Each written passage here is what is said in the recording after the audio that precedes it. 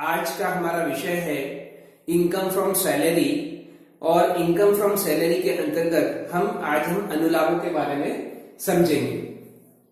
अनुलाभों को इंग्लिश में परक्यूजिट्स के नाम से पहचाना जाता है और इसकी परिभाषा आयकर अधिनियम की धारा 17(2) के अंतर्गत दी गई है। अनुलाभों से तात्पर्य नियोक्ता द्वारा कर्मचारियों को दी गई ऐसी सुविधाएं जिन्हें हम मुद्रा में मूल्यांकित कर सकते हैं, उन्हें हम अनुलाभ कहते हैं। अब हम इस अनुलाभों के बारे में जाने उससे पहले हमें कर्मचारियों के कैटेगरी के बारे में समझना पड़ेगा। अनुलाभों के दृष्टिकोण से कर्मचारी दो प्रकार के होते हैं। एक होता है स्पेसिफाइड एम्प्लॉय अर्थात विशिष्ट कर्मचारी, और एक होता है सामान्य कर्मचारी अर्थात नॉन स्पेसिफाइड एम्प्लॉयज। एक कर्मचारी स्पेसिफाइड एम्प्लॉय कब कहा जाएगा? अगर वह निम्नलिखित 3 शर्तों में से कोई भी एक शर्त की पूर्ति कर देता है तो वह कर्मचारी स्पेसिफाइड एम्प्लॉय अर्थात विशिष्ट कर्मचारी माना जाएगा। सबसे पहली कंडीशन है यदि वह कर्मचारी है। ऑब्वियसली कर्मचारी तो होगा ही, क्योंकि वेतन शीर्षक से अंतर्गत कोई भी आयकर योग्यता के लिए जरूरी कंडीशन होती है कि there must be an employer employ relationship, अर्थात वह कंपनी का कर्मचारी है। साथ ही साथ अगर वह उस कंपनी का डायरेक्टर भी है अर्थात संचालक भी है तो वह कर्मचारी विशिष्ट कर्मचारी माना जाएगा। अगर यह शर्त पूरी नहीं करता है तो हमारे पास वैकल्पिक शर्त है। दूसरी शर्त है यदि वह कर्मचारी है प्लस साथ ही साथ उस कंपनी के 20% या अधिक अंशों का वह बेनिफिशियल होल्डर हो, यानी कर्मचारी है प्लस साथ में उस कंपनी के 20% से ज्यादा वोटिंग राइट्स वाले शेयर्स का अगर वो होल्डर होता है तो वह कर्मचारी भी विशिष्ट कर्मचारी माना जाएगा। और अगर ये दोनों ही शर्तें पूरी नहीं होती है अर्थात वह केवल एक साधारण कर्मचारी है और उसका नगद कर योग्य वेतन, मैं बार बार कह रहा हूं नगद कर योग्य वेतन अर्थात टैक्सेबल कैश सैलरी, 3 टर्म है, टैक्सेबल कैश और सैलरी। नगद कर योग्य वेतन एक्सीड्स ₹50,000। अगर उसका नगद कर योग्य वेतन 50,000 रुपए से ज्यादा होगा तो वह कर्मचारी कैसा माना जाएगा? विशिष्ट कर्मचारी माना जाएगा। यहां पे वेतन से आशय क्या होता है? वेतन में आशय समस्त प्रकार के नगद प्राप्त होने वाले वेतन से होता है। नगद में तो बेसिक सैलरी, डियरनेस अलाउंस भले वो सेवा शर्तों के अधीन हो या नहीं हो, सारे टैक्सेबल अलाउंसेस अर्थात जो भी अलाउंस प्राप्त हो रहे कर्मचारी को उसमें से करमुक्त वाला भाग आप घटा दीजिए, जो टैक्सेबल पोर्शन आ रहा है उसे भी हम सैलरी के अंतर्गत शामिल करेंगे। कहने का तात्पर्य सारे नगद में मिलने वाली सैलरी का ही योग यहाँ पर सैलरी से लिया जाता है, अर्थात अनुलाभ इसके अंतर्गत शामिल नहीं होगा। अर्थात अनुलाभों की परिभाषा जब हम ज्ञात कर रहे हैं तो वहां पर वेतन का मतलब होगा नगद में प्राप्त होने वाला वेतन जिसमें अनुलाभ शामिल न हो।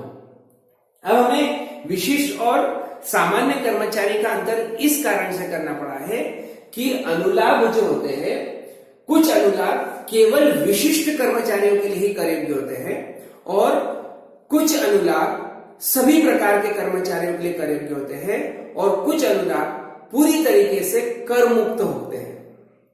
अब हमें यह जानने के लिए कि कौन से अनुलाभ केवल विशिष्ट कर्मचारियों के लिए कर योग्य होंगे और कौन से अनुलाभ समस्त प्रकार के कर्मचारियों के लिए कर योग्य होंगे, इसीलिए हमने विशिष्ट और सामान्य कर्मचारी का हमने बाइफर्केशन करा। अब हम पहले देखते हैं कि सभी के लिए टैक्सेबल परक्यूजिट्स अर्थात perquisites taxable for all types of employees. तो इसमें सबसे पहले नंबर पर आता है रेंट फ्री हाउस अर्थात किराया मुक्त मकान। किराया मुक्त मकान के संबंध में गणना के नियम बहुत ज्यादा है। अगर हम इसके गणना के नियम जो है आगे वाले लेक्चर में हम देखेंगे, अवश्य देखेंगे। अभी हम केवल जो छोटे छोटे टॉपिक्स है हम उसको इस लेक्चर में कवर करेंगे। किराया मुक्त मकान और कार्य से संबंधित गणना के नियम हम अगले लेक्चर में लेंगे। बाकी इसमें जितने भी परक्विजिट्स आते हैं हम सभी इसी लेक्चर में हम इसको कवर करेंगे। तो सभी के लिए टैक्सेबल परक्विजिट्स में सबसे पहला होता है किराया मुक्त मकान। अगर कर्मचारी को अपने नियोक्ता की ओर से कोई किराया मुक्त मकान प्राप्त हुआ है तो यह सुविधा सभी प्रकार के कर्मचारी, भले वो सामान्य हो या विशिष्ट हो, सभी प्रकार के कर्मचारियों के लिए यह सुविधा कर योग्य होगी। दूसरे नंबर पर आता है रियायती किराए से मकान, अर्थात कंसेशनल रेंट फ्री हाउस। अगर कर्मचारी को जो मकान है पूरी तरीके से किराया मुक्त न होते हुए अगर हम उसके मकान के लिए उसकी तनख्वाह में से कुछ हिस्सा काट रहे हैं तो ऐसे मकान को कंसेशनल रेंट फ्री हाउस कहा जाएगा। यह भी सभी प्रकार के कर्मचारियों के लिए कर योग्य होता है। सभी प्रकार के कर्मचारियों के लिए कर योग्य अनुलाभ के अंतर्गत तीसरे नंबर पर आता है कर्मचारी के दायित्वों का भुगतान। ये टर्म आप इंग्लिश में याद रख लीजिए तो बहुत आसान होता है। इसे हम कहें कि employees liability borne by the employer, अर्थात ऐसे खर्चे जो अन्यथा कर्मचारी को करने पड़ते, कर्मचारी की ओर से अगर नियोक्ता द्वारा कर दिए गए हैं तो इस प्रकार के सारे खर्चे या इस प्रकार के सारे अनुलाभ जो है सभी प्रकार के कर्मचारियों के लिए कर योग्य होंगे। फॉर एग्जाम्पल, अगर जैसे मान लीजिए कर्मचारी को किसी लोन का पेमेंट करना था या किसी प्रकार के टैक्स का पेमेंट करना था या कर्मचारी को किसी खर्चों का भुगतान करना था, लेकिन कर्मचारी न करते हुए उसकी ओर से अगर उसको नियोक्ता कर दे तो यह जो अनुलाभ होगा वो समस्त प्रकार के कर्मचारियों के लिए टैक्सेबल होता है। इसे इंग्लिश में हम बोलते हैं employees liability borne by the employer, कर्मचारी के दायित्वों का नियोक्ता के द्वारा भुगतान। इसे हम सेक्शन वाइज अगर हम ध्यान रखें तो ये सेक्शन 17(2)(4) होता है। सेक्शन 17 सब सेक्शन 2 क्लॉज 4, इसके तहत यह सुविधा जो होती है अनुलाभ होता है वो समस्त प्रकार के कर्मचारियों के लिए कर योग्य होगा। और सेक्शन 17(2)(3) जो होता है ये ऐसे परक्विजिट्स के बारे में होता है which is taxable only for specified employ, जिसकी परिभाषा हमने देख ली। अब इसमें हम बहुत सारी लिस्ट बना सकते हैं। अब हम उसको उसी तरीके से देखेंगे कि ऐसे कौन से खर्चे हैं जो कर्मचारी के होते हैं और उसकी ओर से नियोक्ता ने कर दिया तो वो टैक्सेबल तो सभी के लिए होंगे। तो इसको हमने बहुत सारी चीजों में एलोबरेट कर सकते हैं। जैसे एग्जाम्पल देखें, आगे भी देख सकते हैं, जीवन बीमा प्रीमियम और वार्षिकी,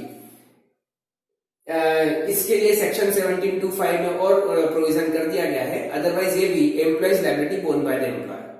अगर जीवन बीमा अगर लिया है तो जीवन बीमा प्रीमियम का भुगतान करने का दायित्व भी कर्मचारी का खुद का होता है, लेकिन अगर जीवन बीमा का भुगतान मालिक जो है कर्मचारी की ओर से कर देता है तो यह सुविधा सभी प्रकार के कर्मचारियों के लिए कर योग्य होगी। कर्मचारी के नाम के बिजली पानी के बिलों का भुगतान, देखिए बिजली पानी के जो मीटर लगे हुए हैं इसका कनेक्शन अगर कर्मचारी के नाम से है तो ऑब्वियसली पेमेंट करने की जवाबदारी कर्मचारी की है, लेकिन अगर कर्मचारी के दायित्वों का भुगतान मालिक कर देता है, नियोक्ता कर देता है, तो यह सुविधा तो सभी प्रकार के कर्मचारियों के लिए कर योग्य होगी। लेकिन आगे हम देखेंगे इस विशेष कर्मचारियों में कि ये जो सुविधा होती है, कर्मचारी अगर एक बिजली गैस पानी के बिल का कनेक्शन नियोक्ता के नाम से है और पेमेंट भी अगर नियोक्ता कर रहा है तो यह सुविधा केवल विशिष्ट कर्मचारियों के लिए कर योग्य होगी। अभी हमने यहाँ पे सभी के लिए कर योग्य अनुलाभ में हमने कौन से देख रहे हैं कि अभी कनेक्शन किसके नाम से है, कर्मचारी के नाम से, लेकिन पेमेंट एम्प्लॉयर कर रहा है तो employees liability borne by the employer के तहत यह सभी प्रकार के कर्मचारियों के लिए टैक्सेबल हो जाएगी। नेक्स्ट है कार्यालय के समय मुफ्त भोजन या लंच की सुविधा। देखिए कार्यालय के समय लिखा है ड्यूरिंग ऑफिस आवर्स, अगर आप कर्मचारी को फ्री में नाश्ता करा रहे हैं तो नाश्ते की सुविधा तो सभी प्रकार के कर्मचारियों के लिए कर से मुक्त होती है, लेकिन हम बात कर रहे हैं कार्यालय के समय में मुफ्त भोजन की। ऑब्वियसली लंच ही रहेगा वो, तो अगर मुफ्त भोजन की सुविधा अगर कार्यालय के समय में आप प्रदान कर रहे हैं तो 50 रुपए प्रति भोजन तक यह कर से मुक्त होता है उसके ऊपर यह सुविधा सभी प्रकार के कर्मचारियों के लिए कर योग्य हो जाती है। फिर नेक्स्ट है क्लब की फैसिलिटी। ये फैसिलिटी भी सभी प्रकार के कर्मचारियों के लिए टैक्सेबल होती है। अभी हम इसके बारे में विस्तृत हम आगे बताएंगे आपको। क्रेडिट कार्ड पर एक्सपेंसेस अगर करता है नियोक्ता कर्मचारी के क्रेडिट कार्ड के ऊपर जो उसके व्यक्तिगत उपयोग में आने वाले खर्चे हैं, क्रेडिट खर्चे हैं, उसका पेमेंट अगर मालिक कर रहा है तो यह सुविधा सभी प्रकार के कर्मचारियों के लिए कर योग्य हो जाएगी। भ्रमण पर्यटन में पूर्णतः कर योग्य होता है। एक सेक्शन 17(2)(6) के तहत एक नया इंक्लूजन हुआ है कि जो भ्रमण पर्यटन में होते हैं इसको पूरी तरीके से टैक्सेबल कर दिया गया है। इसके बारे में भी हम अभी विस्तृत आगे बता रहे हैं। इसके अंतर्गत एलटीसी जो होता है, लीव ट्रेवल कंसेशन, ये आपको पता है कि 4 कैलेंडर ईयर्स के ब्लॉक में 2 बार यह सुविधा कर से मुक्त होती है। यह जो हम बात कर रहे हैं भ्रमण पर्यटन व्यय की, यह लीव ट्रेवल कंसेशन से भिन्न है। 5,000 रुपया मूल्य से ऊपर वस्तुगत उपहार। अगर आप कर्मचारी को वर्ष भर के दौरान नॉन कैश गिफ्ट दे रहे हैं, अगर आप कैश में कोई गिफ्ट दे रहे हैं तो इसके लिए कोई लिमिट नहीं है। अगर आपने कैश में गिफ्ट दिया है तो ये तो टैक्सेबल होगा सभी के लिए।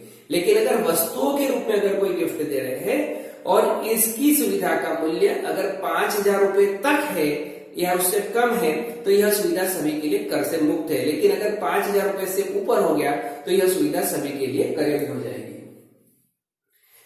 नेक्स्ट है बिना मूल्य या रियायती मूल्य पर अंश। अगर कंपनी अपने अंश बिना किसी मूल्य के अर्थात टोटल फ्री ऑफ कॉस्ट या कंसेशनल रेट पे अगर एम्प्लॉय को प्रोवाइड कर रही है तो यह सुविधा पूरी तरीके से टैक्सेबल होती है सभी प्रकार के कर्मचारियों के लिए। कितनी होगी ये हम आगे देखेंगे। सामान्यतः यह जो होता है कि जिस दिन यह शेयर्स ट्रांसफर किए जा रहे हैं उस दिन उसका जो फेयर मार्केट प्राइस था, जो उसका बाजार मूल्य था, वही उस सुविधा का मूल्य माना जाता है। कर्मचारी के करों का भुगतान, हमने बात करी थी जब सैलरी हेड की कि सैलरी में टैक्स फ्री सैलरी का कोई कॉन्सेप्ट होता नहीं। अगर कर्मचारी के इनकम टैक्स का पेमेंट अगर मालिक कर रहा है, नियोक्ता कर रहा है, तो यह उसकी ग्रॉस सैलरी में जुड़ जाए। नेट सैलरी जो मिली उसमें जोड़ करके ग्रॉस सैलरी बता दी जाती है, अर्थात यह टैक्स जो है कर्मचारी की सैलरी माना जाएगा। लेकिन जो परक्विजिट्स के ऊपर, जो फ्रिंज बेनिफिट्स के ऊपर जो एम्प्लॉयर जो है पेमेंट कर रहा है इनकम टैक्स का, यह कर्मचारी के वेतन में कभी भी शामिल नहीं होता है। नेक्स्ट है अगर आप कर्मचारी को 20,000 रुपए से ऊपर का लोन प्रोवाइड कर रहे हैं, आइदर पूरी तरीके से ब्याज से मुक्त या कंसेशनल ब्याज पे अगर आप 20,000 रुपए से ऊपर का अगर लोन फैसिलिटी प्रोवाइड कर रहे हैं तो यह सुविधा भी सभी प्रकार के कर्मचारियों के लिए कर योग्य होती है। और नेक्स्ट है लास्ट, इसमें सेकंड लास्ट में होगा नियोक्ता की चल संपत्तियों का उपयोग। चल संपत्तियों में कंप्यूटर के अतिरिक्त अगर हम बात करें कि अगर नियोक्ता की किसी प्रकार की चल संपत्तियों का कर्मचारी के द्वारा उपयोग हो रहा है तो यह सुविधा भी सभी प्रकार के कर्मचारियों के लिए कर योग्य होती है। अब नेक्स्ट है, यहाँ पर चल संपत्ति का उपयोग था। नेक्स्ट है नियोक्ता द्वारा कम मूल्य पर संपत्ति का हस्तांतरण। अर्थात अगर कर्मचारी को नियोक्ता द्वारा अपनी कोई चल संपत्ति किताबी मूल्य से कम मूल्य पर हस्तांतरित की जा रही है तो यह जो सुविधा होती है सभी प्रकार के कर्मचारियों के लिए कर योग्य होगी। कर्मचारी की निजी कार पर नियोक्ता द्वारा व्यय, अगेन ये सेक्शन 17(2)(4) के तहत कवर होगा। कार कर्मचारी की है,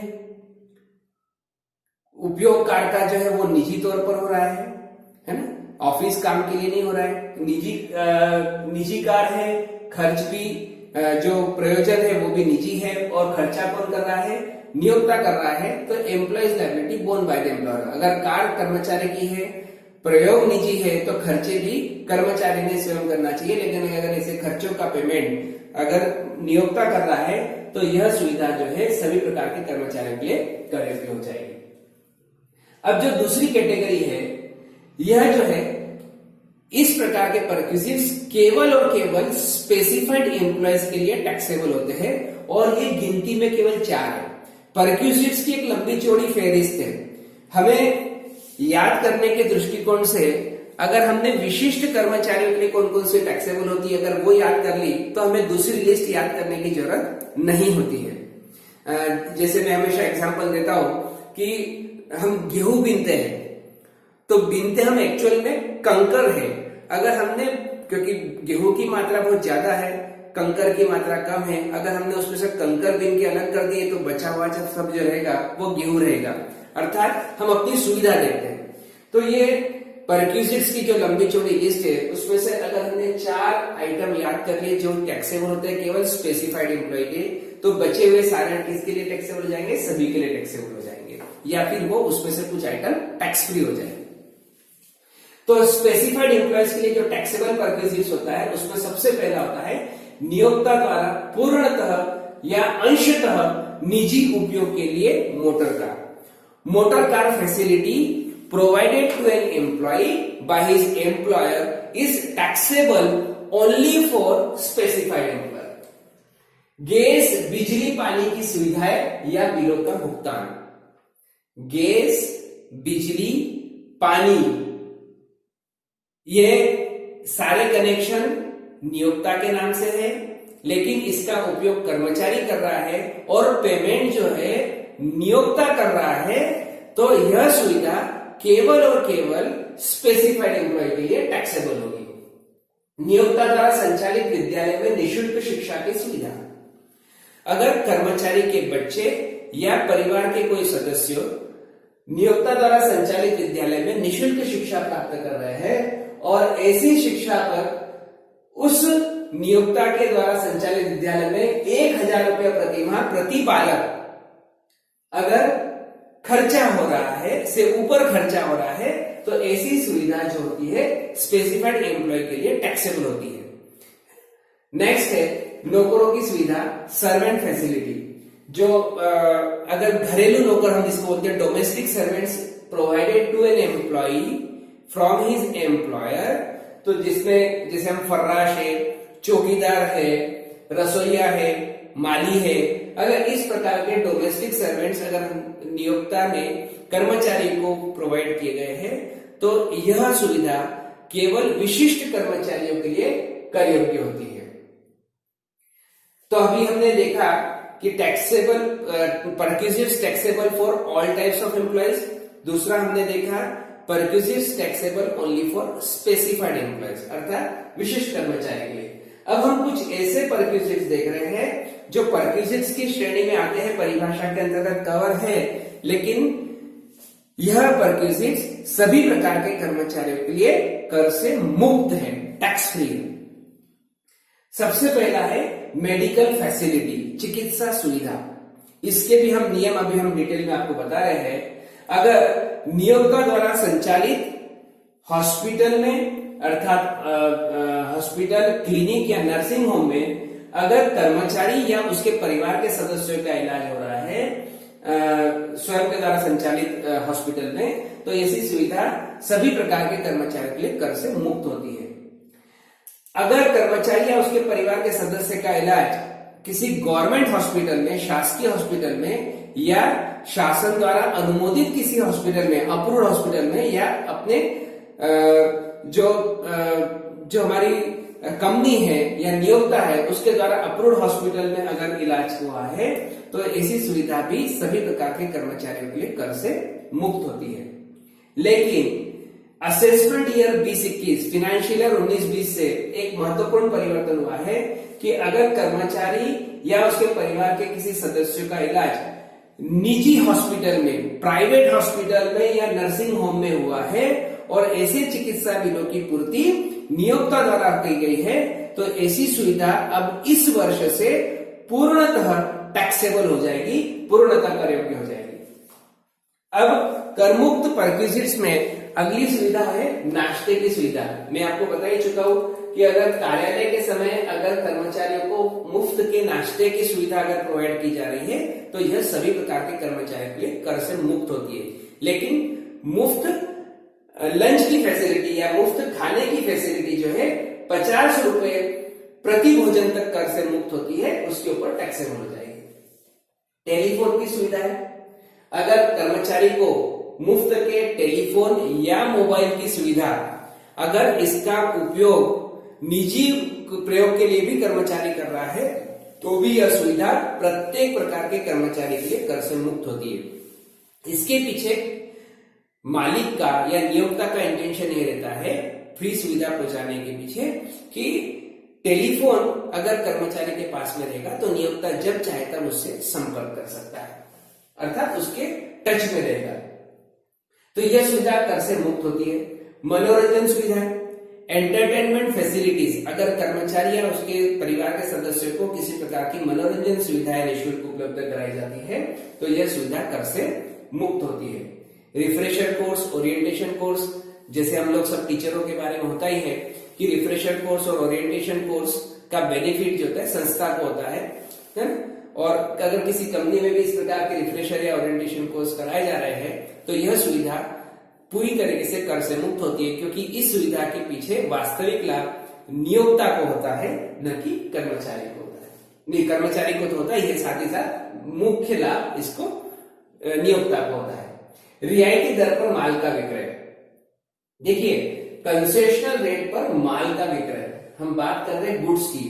जैसे रिलायंस इंडस्ट्रीज अपना कोई फैब्रिक बना रही है और उस फैब्रिक को कम रेट पर अपने कर्मचारियों को दे रही है तो ऑब्वियसली यह सुविधा सभी प्रकार के कर्मचारियों के लिए कर से मुक्त होगी। अगर मान लीजिए एमपी पावर जनरेटिंग हाउस में एमपीबी में अगर हम बात करें कि अगर किसी कर्मचारी को कुछ यूनिट्स फ्री प्रोवाइड किए जा रहे हैं, क्योंकि एमपीबी बेसिकली प्रोड्यूसिंग इलेक्ट्रिसिटी, और अगर यह सुविधा कुछ यूनिट तक अगर कर से मुक्त दी जा रही है तो यह सुविधा, अगर कुछ यूनिट उनको फ्री दिए जा रहे हैं तो यह सुविधा सभी प्रकार के कर्मचारियों के लिए कर से मुक्त होगी। कार्यालय आने जाने की निःशुल्क वाहन सुविधा, अगर घर से ऑफिस या ऑफिस से घर जाने के लिए कर्मचारी को किसी प्रकार की वाहन सुविधा उपलब्ध कराई गई है तो यह वाहन सुविधा भी सभी प्रकार के कर्मचारियों के लिए कर से मुक्त होती है। इसमें नेक्स्ट है हाई कोर्ट, सुप्रीम कोर्ट, संसद के अधिकारी, मंत्रियों या विरोधी दल के नेता को दिया गया निःशुल्क आवास। अभी मैंने कहा था कि अभी हम किराए मुक्त मकान की सुविधा का मूल्यांकन अभी हम अगले लेक्चर में देखने वाले हैं। उस वक्त मैं इसको बताऊंगा कि कुछ विशिष्ट व्यक्तियों को जो मकान की सुविधा होती है ये पूरी तरीके से कर से मुक्त होती है। इसमें हाई कोर्ट और सुप्रीम कोर्ट के जजेस को जो मकान मिलते हैं इन्हें अनिवार्यतः शासन द्वारा दिए गए मकान में रहना पड़ता है, क्योंकि इनका पब्लिक रिलेशन थोड़ा सा अवॉइड होता है ना। जो संसद के अधिकारी है, मंत्री है ना, और विरोधी दल के लीडर ऑफ ऑपोजिशन, इनको अगर किसी प्रकार का निःशुल्क आवास की सुविधा दी गई है तो यह पूरी तरीके से कर से मुक्त होती है। सामूहिक और दुर्घटना बीमा प्रीमियम, ग्रुप इंश्योरेंस या एक्सीडेंटल इंश्योरेंस, इसमें जो कंपनी होती है वो उसके अंतर्गत कार्यरत सभी कर्मचारियों का एक सामूहिक बीमा बहुत नॉमिनल रेट ऑफ पे होता है और इस प्रकार का प्रीमियम कंपनी पेमेंट करती है। और इसका जो सुविधा होता है, जो इसमें जो मान लीजिए जो भी जिसके साथ दुर्घटना घटेगी है ना, उसको उसका बेनिफिट मिलेगा, बाकी सब कर्मचारी को तो मिलता नहीं है ना। लेकिन हम इसमें बता नहीं सकते कि ये जो ग्रुप इंश्योरेंस इकट्ठा भरा गया है सभी कर्मचारी को, उसमें से बेनिफिशियल कौन होने वाला है, बेनिफिट किसको मिलने वाला है। तो इस सुविधा सभी प्रकार के कर्मचारियों के लिए कर से मुक्त होती है। छात्रवृत्ति, अगर कर्मचारी के बच्चों को किसी प्रकार की छात्रवृत्ति नियोक्ता द्वारा दी गई है, अगर वो मेरिट बेसिस पर दी जाती है तो ऐसी छात्रवृत्ति जो है सभी प्रकार के कर्मचारियों के लिए कर से मुक्त होती है। एक इंपॉर्टेंट जो नियम है कि अगर भारत सरकार किसी भारतीय नागरिक को विदेश में सेवारत होने के फलस्वरूप किसी प्रकार के भत्ते और अनुलाभ का पेमेंट विदेश में कर रही है, भारत के बाहर कर रही है, तो इस प्रकार के भत्ते और अनुलाभ पूर्णतः कर से मुक्त होते हैं। शर्त क्या है? पेमेंट भारत सरकार द्वारा विदेश में सेवारत होने पर किसी भारतीय नागरिक को है ना कि भत्ते और अनुलाभ अगर पेमेंट कर रही है विदेश में सेवारत होने के द्वारा, तो इसे भत्ते और अनुलाभ पूर्णतः कर से मुक्त होते हैं। लीव ट्रेवल कंसेशन हम बात करने वाले हैं आपकी। कि अवकाश यात्रा रियायत, इसको हिंदी में कहते हैं अवकाश यात्रा रियायत, leave travel concession, section 10 subsection 5 में कवर होता है। और 4 कैलेंडर ईयर का जो ब्लॉक होता है, अभी वर्तमान में 18 से 21 वाला ब्लॉक है, 2018, 2019, 2020 और 2021, ये 4 कैलेंडर ईयर में 2 बार ऐसी सुविधा कर से मुक्त होती है। कितना अमाउंट कर से मुक्त होगा अभी हम आपको कवर बता रहे हैं, लेकिन अभी हमें केवल याद रखना है इस पूरी लिस्ट में कौन सी परक्विजिट्स सभी के लिए कर से मुक्त है, कौन से परक्विजिट्स केवल स्पेसिफाइड के लिए टैक्सेबल है और कौन से परक्विजिट्स सभी प्रकार के कर्मचारी के लिए टैक्सेबल है। अगर 1000 रुपया प्रति माह प्रति बालक निःशुल्क शिक्षा की सुविधा अगर प्रोवाइड की जा रही है, हमने अभी देखा ही था, तो यह सुविधा सभी प्रकार के कर्मचारी के लिए कर से मुक्त होगी। अगर इससे ऊपर का खर्चा हो रहा है, 1000 रुपया प्रति माह प्रति बालक से ऊपर का खर्चा हो रहा है, तो यह सुविधा केवल विशिष्ट कर्मचारी के लिए कर योग्य होगी। 20,000 रुपए से की ऋण सुविधा अगर कर्मचारी को प्रोवाइड की जाती है तो यह भी कर से मुक्त होती है। 20,000 से ऊपर की सुविधा जो होती है वो टैक्सेबल होती है सभी प्रकार के कर्मचारियों के लिए। कंप्यूटर के निःशुल्क उपयोग की सुविधा, कंप्यूटर और लैपटॉप अनिवार्यता बन गई है। यह कर्मचारी को सामान्यतः उपलब्ध कराए जाते हैं। अगर वो लैपटॉप घर पे लेके जाता है तो ऑब्वियसली ऑफिस का थोड़ा बहुत काम घर पे ही करेगा, तो उसको कोई निजी हित नहीं होता है, इसलिए यह सुविधा सभी प्रकार के कर्मचारी के लिए कर से मुक्त होता है। 10 वर्ष या इससे अधिक पुरानी संपत्ति का हस्तांतरण, अगर नियोक्ता की किसी संपत्ति का जो कि 10 वर्ष या इससे अधिक पुरानी हो गई है, तो ऐसी संपत्ति का हस्तांतरण सभी प्रकार के कर्मचारी के लिए कर से मुक्त होता है। इसके पीछे लॉजिक यही है कि अगर ऐसी संपत्ति हस्तांतरित होती है तो इसके हम नियम भी अगर देखेंगे तो ऐसी संपत्ति पर 10% स्ट्रेट लाइन मेथड से डेप्रिसिएशन लगता है। 10% प्रति वर्ष की दर से सरल रेखा पद्धति से ह्रास लगने के फलस्वरूप 10 साल में उस संपत्ति का मूल्य 0 हो जाएगा। इसलिए 10 साल से पुरानी संपत्ति का अगर हस्तांतरण कर्मचारी को होता है तो ऐसा हस्तांतरण सभी प्रकार के कर्मचारी के लिए कर से मुक्त होगा। 5,000 रुपए मूल्य तक के वस्तुगत उपहार, मैंने आपको बता ही दिया था कि अगर कोई गिफ्ट 5,000 रुपए तक का कैश में नॉन कैश में दे रहे हैं और 5,000 रुपए तक का है तो ये टैक्स फ्री है, लेकिन अगर 5,000 से ऊपर के वस्तुगत उपहार है तो वो टैक्सेबल हो जाते हैं सभी प्रकार के कर्मचारियों के लिए। खेलकूद और हेल्थ क्लब की सुविधा है। अमूमन सभी कंपनियां जो होती है अपने यहाँ पर जिम की फैसिलिटी या स्पोर्ट्स फैसिलिटी, क्लब हाउस वगैरह बना देते हैं जहां पर बैडमिंटन, टेबल टेनिस, लाइब्रेरी, इस प्रकार की कोई ना कोई सुविधा बनाते हैं जिससे कि कर्मचारी जो होता है फ्री अपने समय में वहां पर जाकर अपनी सेहत बना सके, कुछ पढ़ाई कर सके, है ना। तो ऐसी सुविधाएं जो होती है वो पूरी तरीके से कर से मुक्त होगी। अगर कर्मचारी फिट रहेगा तो कंपनी को ही बेनिफिट होगा। अनुलाभों पर आयकर, मैंने इसके बारे में बता दिया आपको कि जो परक्विजिट्स पर इनकम टैक्स दिया जाता है यह कर्मचारी के वेतन में नहीं जुड़ेगा, अर्थात परक्विजिट्स पर इनकम टैक्स पेमेंट करने की लायबिलिटी अब एम्प्लॉयर की होने से यह income tax paid by the employer on perquisites आपके कर्मचारी के वेतन में कभी भी नहीं जुड़ेगा। तो अभी हमने जो अगर हम इसको रिकैप करें तो परक्विजिट्स समझने से पहले हमने कहा था कि हमें विशिष्ट कर्मचारी और सामान्य कर्मचारी का फर्क महसूस करना पड़ेगा। विशिष्ट कर्मचारी मैंने कहा था कि अगर कोई कंपनी का कर्मचारी है प्लस साथ में वह उसका संचालक भी है, डायरेक्टर भी है, तो वह कर्मचारी विशिष्ट माना जाएगा।